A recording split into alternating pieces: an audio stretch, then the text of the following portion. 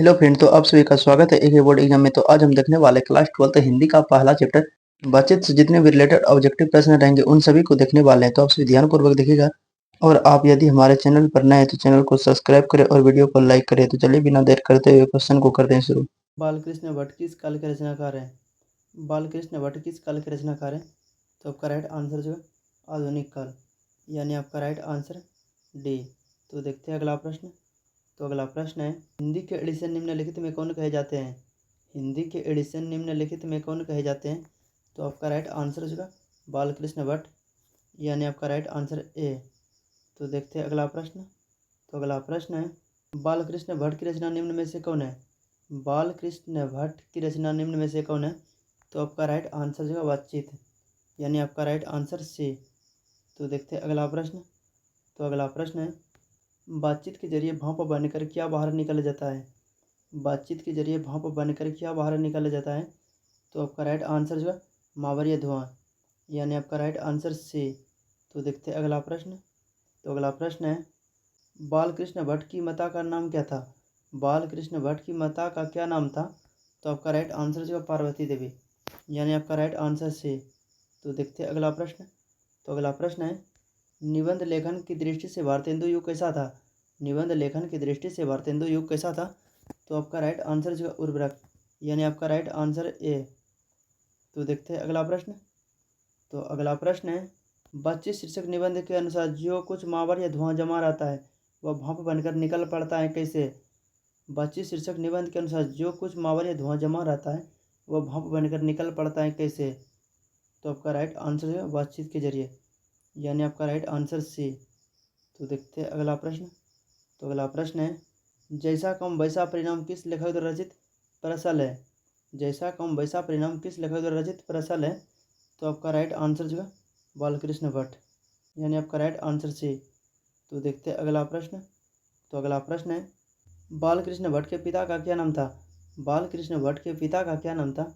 तो आपका right answer जो है बेनी प्रसाद भट्ट, यानी आपका राइट आंसर बी। तो देखते हैं अगला प्रश्न।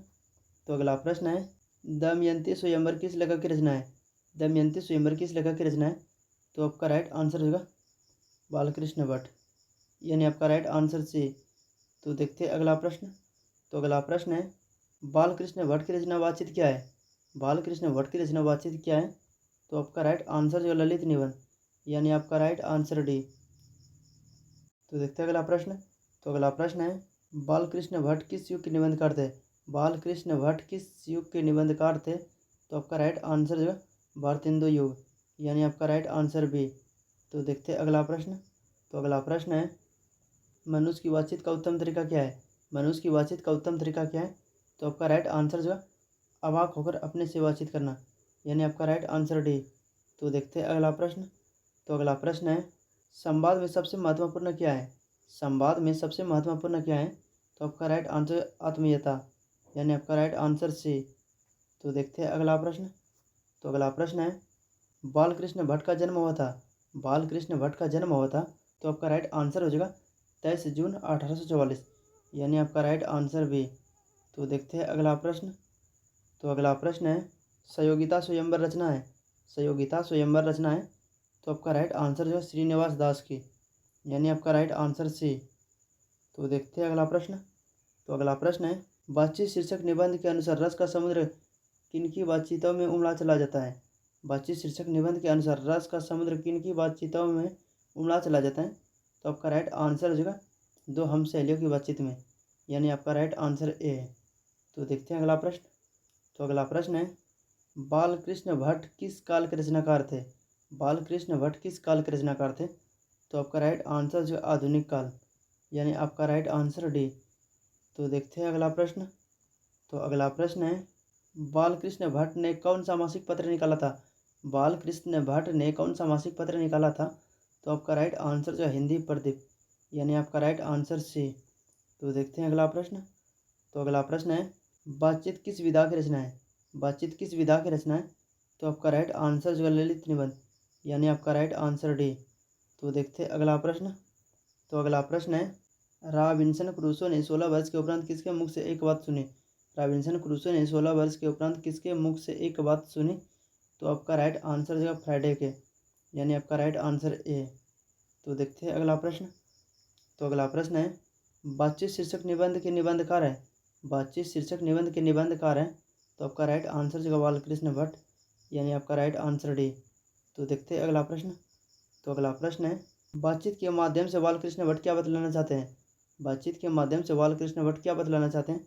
तो आपका राइट आंसर जो बातचीत की शैली, यानी आपका राइट आंसर ए हो जाएगा। तो देखते हैं अगला प्रश्न। तो अगला प्रश्न है, भट्ट जी को किसने अंग्रेजी साहित्य के एडिशन और स्टील की श्रेणी में रखा। भट्ट जी को किसने अंग्रेजी साहित्य के एडिशन और स्टील की श्रेणी में रखा। तो इसका राइट आंसर रामचंद्र शुक्ल, यानी आपका राइट आंसर सी। तो देखते हैं अगला प्रश्न। तो अगला प्रश्न है, बालकृष्ण भट्ट का निवास स्थान कौन सा था। बालकृष्ण भट्ट का निवास स्थान कौन सा है। तो आपका राइट आंसर जगह इलाहाबाद उत्तर प्रदेश, यानी आपका राइट आंसर सी। तो देखते हैं अगला प्रश्न। तो अगला प्रश्न है, बालकृष्ण भट्ट ने किस मासिक पत्रिका का संपादन किया। बालकृष्ण भट्ट ने किस मासिक पत्रिका का संपादन किया। तो आपका राइट आंसर जो हिंदी प्रदीप, यानी आपका राइट आंसर बी। तो देखते हैं अगला प्रश्न।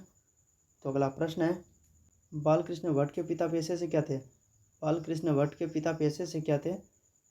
तो पेशे से वे एक व्यापारी थे, यानी आपका राइट आंसर भी हो जाएगा। तो देखते हैं अगला प्रश्न। तो अगला प्रश्न है, कौन सा उपन्यास बालकृष्ण भट्ट द्वारा रचित है। कौन सा उपन्यास बालकृष्ण भट्ट द्वारा रचित है। तो आपका राइट आंसर जो 100 अजान एक सुजान, यानी आपका राइट आंसर बी। तो देखते हैं अगला प्रश्न। तो अगला प्रश्न है, किसके ना होने से सृष्टि गूंगी प्रतीत होती है। किसके ना होने से सृष्टि गूंगी प्रतीत होती है। तो आपका राइट आंसर जो वाक शक्ति, यानी आपका राइट आंसर बी। तो देखते हैं अगला प्रश्न। तो अगला प्रश्न है, आर्ट ऑफ कन्वर्सेशन कहाँ के लोगों में सर्वाधिक प्रचलित हैं। आर्ट ऑफ कन्वर्सेशन कहाँ के लोगों में सर्वाधिक प्रचलित थी। तो आपका राइट आंसर जो है यूरोप के,